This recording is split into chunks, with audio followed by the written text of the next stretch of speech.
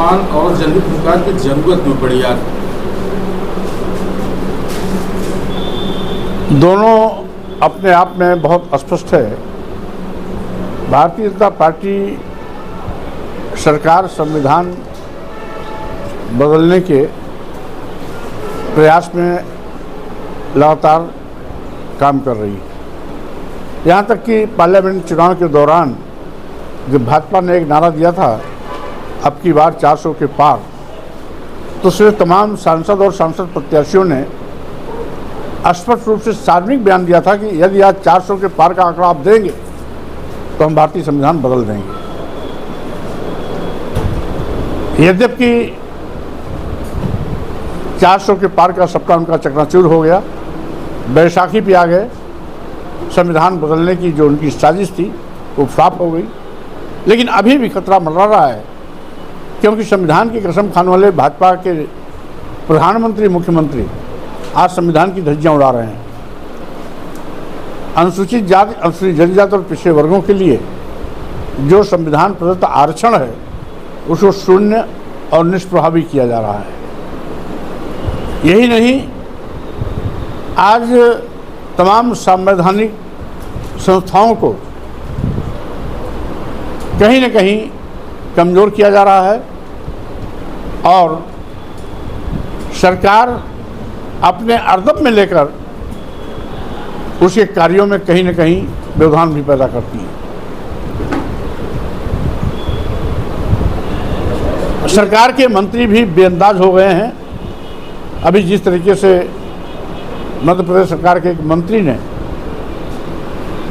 इस देश की बहादुर बेटी कर्नल सुफिया कुरैशी पर अभद्र टिप्पणी की, वो बहुत ही शर्मनाक है, निंदनीय भी है और भारतीय जनता पार्टी के नेताओं के असली चेहरे को भी उजागर करता है कि इनके मन में कितनी घृणा और नफरत भरी है। जाति धर्म के नाम पर समाज के ये कितने बड़े दुश्मन हैं, उनका वही चेहरा बेनकाब हुआ है। वहीं पर सरकार के एक दूसरे मंत्री कहते हैं कि सेना तो हमारे देश के प्रधानमंत्री नरेंद्र मोदी जी की जूती के नीचे रहती है। इस प्रकार की टिप्पणियां न केवल सेना का हौसला तोड़ती हैं, बल्कि भाजपा के लोगों की सोच कितनी खतरनाक है उसको भी स्पष्ट करती है। और इसीलिए मैं कहना चाहता हूं, क्योंकि आज भी संविधान पर संकट है, संवैधानिक मूल्यों को खत्म करने की कोशिश की जा रही है, संविधान की दी गई व्यवस्था के साथ छेड़छाड़ हो रही है। इसे संविधान सम्मान हमने यात्रा की शुरुआत में रखा और जनहित हुंकार यात्रा, जनहितों के साथ जो जनहित से मुद्दे जुड़े हैं सबके साथ आज सरकार खुला खेल खेल रही है, मजाक उड़ा रही है। नतीजा है कि आज देश में और प्रदेश में बेतहाशा बेरोजगारी बढ़ी, गरीबी बढ़ी, महंगाई बढ़ी, किसान समस्या यथावत आज भी मुंबई खड़ी है। लाभकारी मूल्य देने का वादा करने वाले भाजपा सरकार आज तक किसानों को लाभकारी मूल्य नहीं दे पाए। वहीं पर 27,000 प्राथमिक विद्यालय माननीय मुख्यमंत्री उत्तर प्रदेश से बंद करते हैं, जो सरकार की सबसे बड़ी असफलता का जीता जागता उदाहरण है। वहीं पर ग्रामीण शिक्षा को खत्म करने की इनकी साजिश का भी खुलासा होता है। दूसरी ओर माननीय प्रधानमंत्री जी पूरा देश बेच रहे हैं। देश के सभी बंदरगाह, एयरपोर्ट, एयर इंडिया, सभी रेलवे स्टेशन, कई दर्जन ट्रेनें LIC जैसी बड़ी संस्था अपने चहेते उद्योगपतियों के हाथों में बेच दिया। निजी सरकारी संस्थाओं को निजी हाथों में देना स्वाभाविक रूप से ये सरकार की सबसे बड़ी असफलता है। पूर्व की सरकारें रही हैं तो वो निजी क्षेत्रों का सरकारीकरण करती थी। जब निजी क्षेत्रों का सरकारीकरण होता था तो नौजवानों के लिए रोजगार के अवसर मिलते थे, अवसर पैदा होते थे। आज नौजवानों के रोजगार का अवसर खत्म किया जा रहा है, सरकारी नौकरियां खत्म हो रही हैं, आउटसोर्सिंग के माध्यम से नौजवानों के श्रम का शोषण किया जा रहा है। हाईली क्वालिफाइड लड़के यानी graduate, post graduate, BTech, BBA, MBA आदि आदि डिग्री लेके लड़के आज आउटसोर्सिंग पर 10,000 और 12,000 में नौकरी करने के लिए मजबूर हो रहे हैं। स्वाभाविक रूप से ये शोषण का सबसे बड़ा एक जीता जागता मिसाल है कि जिसमें हमारी केंद्र की सरकार और प्रदेश की सरकार मिलकर के हमारे नौजवानों का श्रम का शोषण कर रही है। इसके साथ ही साथ आज प्रदेश में छुट्टा जानवर किसानों की फसल को चलकर चौपट कर दे रहे हैं। उन पे आफत का पहाड़ दूसरा टूटा है, लेकिन उनके रोकथाम के लिए सरकार के पास कोई उपाय नहीं। सर, बड़ा मुद्दा है जाति जनगणना लेकर भाजपा और कांग्रेस दोनों पार्टियां बात कर रही हैं। केंद्र में जाति जनगणना का प्रस्ताव भी पास किया गया है। क्या लगता है कि जाति जनगणना होने से पिछड़ों को उनका हक और हिस्सेदारी मिल पाएगी? देखिए, हमारी जो यात्रा है उस यात्रा में ये भी एक महत्वपूर्ण मुद्दा है। जाति जनगणना की मांग हमारे यहाँ प्रमुख मुद्दा है। यद्यपि सरकार ने अभी जाति जनगणना के लिए हाँ तो कर दिया है, लेकिन हमें इसकी नीयत में खोट लगती है कि हमेशा नानुकुर करने वाली एकाएक हाँ कैसे कर दिया। कहीं बिहार का चुनाव तो नहीं, उसकी बैतरनी पार करने की कहीं इसकी साजिश तो नहीं है, या कहीं पहलगाम में हुई घटना से लोगों का ध्यान हटाने के लिए ये सरकार का एक नया कोई शिगुफा तो नहीं है। इसे जब तक जातिवार गणना नहीं होती है, हमें सरकार के इस निर्णय पर शक और शुबह है, क्योंकि ये कहती कुछ है करती कुछ है। अभी तक ना कर रही थी, एकाएक हाँ कर दिया। इसका मतलब कहीं ना कहीं चाल है। हम इसको सच तभी मानेंगे जब जातिवार गणना जमीनी हकीकत को आप किस तरह से देखते हैं? लगातार बहुत भिक्षु वहाँ पर अपना धरना प्रदर्शन शांतिपूर्वक तरीके से कर रहे हैं, उसके बाद वहाँ का प्रशासन उनको जबरदस्ती उठाया जा रहा है। स्वाभाविक रूप से वो भारतीय जनता पार्टी के दबाव में एक षड्यंत्र के तहत ये सारे के सारे घटनाक्रम हो रहे हैं, क्योंकि जब सभी धर्मों को अपने अपने तौर तरीके से उस धर्म को मनाने, उसकी व्यवस्था करने, आज की देखरेख की छूट है, तो बोध गया में हिंदू मठ, हिंदू धर्म पुजारियों की आवश्यकता क्यों? राम जन्मभूमि में अगर राम जन्मभूमि के ट्रस्ट में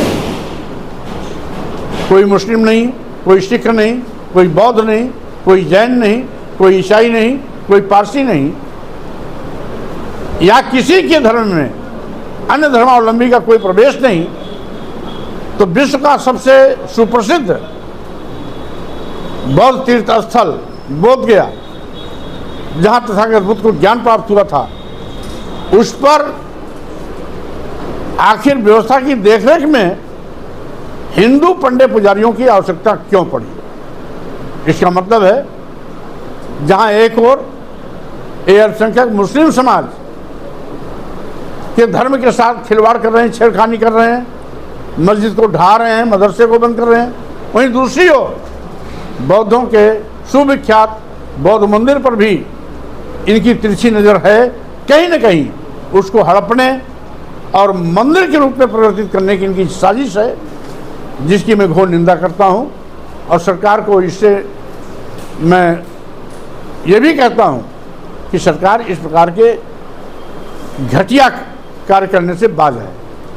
मामला था कि जिसकी जितनी संख्या भारी उसकी उतनी हिस्सेदारी, 85-15 की बात होती थी, उसके बाद ये फ्लॉप होता नज़र आ रहा है। सारे ज़्यादातर जो ओबीसी समाज के लोग हैं वो धर्म भी आज भी उलझे हुए हैं, उनको क्या कहना चाहिए? देखिए, अगर आप मेरे यात्रा के एजेंडे को देखेंगे तो इस यात्रा का एजेंडा ही वही है जो आप प्रश्न के माध्यम से उठा रहे हैं। इस देश में जो मूलभूत समस्याओं से ध्यान हटाने के लिए सरकार धर्म का हवाला देकर लोगों को गुमराह करती है। सही मायने में धर्म श्रद्धा का मामला है, लेकिन धर्म को राजनीतिक मुद्दा बनाना, धर्म के नाम पर समाज को बांटना, धर्म के नाम पर देश को बांटना, धर्म के नाम पर विभिन्न धर्म और जातियों में नफरत, घृणा पैदा करना, ये बहुत ही घटिया सोच है। इसलिए सरकार को इससे बाज आना चाहिए। अगर सरकार को कुछ करना है तो आज देश का करोड़ों नौजवान बेरोजगार हो गया है, उनको रोजगार देने की बात सुनिश्चित करें। महंगाई आसमान पर है, उस पर रोक लगाने की बात करें।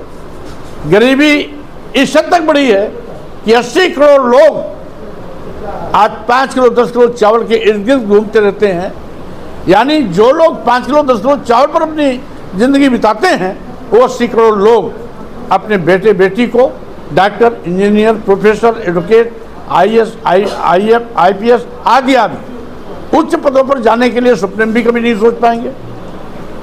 5 किलो 10 किलो चावल पर जिंदगी बिताने वाले लोग अपने बेटे बेटी को विश्वविद्यालय पढ़ाने का सपने में भी कभी नहीं सोच पाएंगे। तो स्वाभाविक रूप से ये सरकार देश को कंगाल बना रही है, गरीब बना रही है, लाचार बना रही है और बदहाल जिंदगी जीने की परिस्थितियाँ पैदा कर रही है, जिससे कि 5 किलो 10 किलो चावल पर ये हमारा गुणगान करते रहें, हमें वोट देते रहें, हमारी कुर्सी पक्की रहे, देश की जनता भाड़ में जाए। ये भाजपा के नेताओं की सोच है। अपनी जनता पार्टी 2027 के चुनाव में किस तरह से तैयारियां चल रही हैं? जो प्रदेश और देश की जनता की जवाबदेही पर सरकार खरी न उतरी हो, उसको सत्ता में बने रहने का कोई अधिकार नहीं है। इसलिए हमारी तैयारी अभी से शुरू हो गई है और हमारा लक्ष्य होगा कि 2027 विधानसभा चुनाव भाजपा की विधायी का चुनाव। गठबंधन में जाएंगे कि अकेले ही चुनाव लड़ेंगे? तैयारी यद्यपि हम अकेले पर कर रहे हैं, सभी 403 विधानसभाओं की हमारी तैयारी, लेकिन लक्ष्य है भाजपा की विधायी का। तो भाजपा की विधायी के लिए यदि हमें लाइक माइंडेड लोगों से हाथ मिलाना भी पड़ेगा तो कोई गुरेज नहीं होगा।